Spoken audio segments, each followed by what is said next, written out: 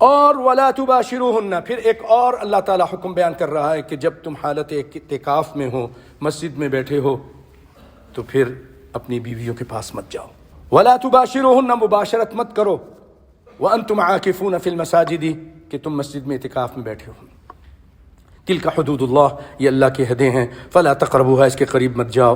کذلک یبین اللہ آیاتہ للناس، اسی طرح اللہ تعالیٰ بیان کرتا ہے لوگوں کے لیے اپنی آیتیں تاکہ وہ تقوی اختیار کریں. شروع میں بھی تقوی کا ذکر تھا، آخری آیت میں بھی لعلہم یتقون، لعلکم تتقون، وہاں تھا کہ تم متقی بن جاؤ. یہاں پر کیونکہ غائب کے صیغے کے ساتھ ہے تو کہا کہ تاکہ وہ لوگ تقوی اختیار کریں روزہ رکھ کر.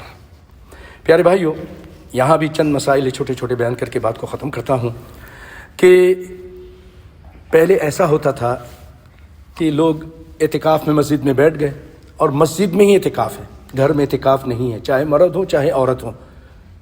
سمجھ لیجئے اس کو. بعض عورتیں گھر میں اعتکاف میں بیٹھتی ہیں، نہیں، یہ صحیح نہیں ہے، کیونکہ اللہ تعالیٰ نے فرمایا وَأَنْتُمْ عَاكِفُونَ فِي الْمَسَاجِدِ، اور نبی صلی اللہ علیہ وسلم کے زمانے میں آپ صلی اللہ علیہ وسلم کی بیویاں اور دیگر عورتیں مسجد میں جہاں عورتوں کی جگہ ہوتی تھی وہاں پر خیمہ لگا کر، پردہ لگا کر وہ لوگ بیٹھا کرتی تھیں.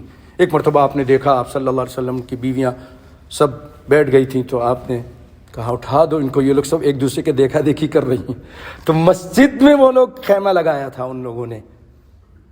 تو اگر جیسے گھروں میں لگانا تھا تو آپ کی بیویاں بھی پھر گھروں میں بیٹھ جاتی، ایسا کسی حدیث میں نہیں ہے.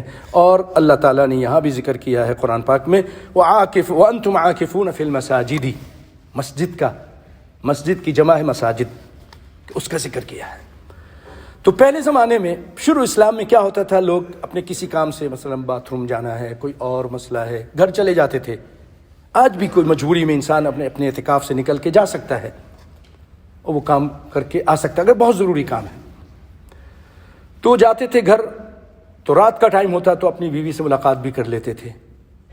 آپ سمجھیں جو ملاقات سے میری مراد ہے. تو اللہ تعالیٰ نے اس سے منع کر دیا. نہیں، رمضان کی راتیں حلال ہیں لیکن اعتکاف کی حالت میں اب حلال نہیں. ہم بات کر سکتے ہیں.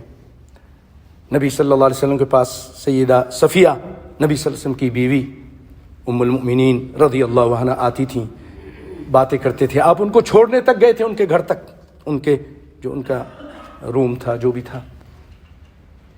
اور اماں عائشہ کیونکہ قریبی رہتی تھیں تو آپ اپنا سر مبارک خیمے سے نکال کے ان کی طرف کر دیتے تھے، وہ اس کو دھو دیتی تھیں، کنگھی کر دیتی تھیں. یہ خدمت ہوتی تھی. اللہ اکبر. ہاتھ لگ جائے یہ تو اس میں کوئی حرج نہیں، لیکن جو خاص ملاقات ہے اس سے اللہ تعالیٰ نے منع کر دیا ہے.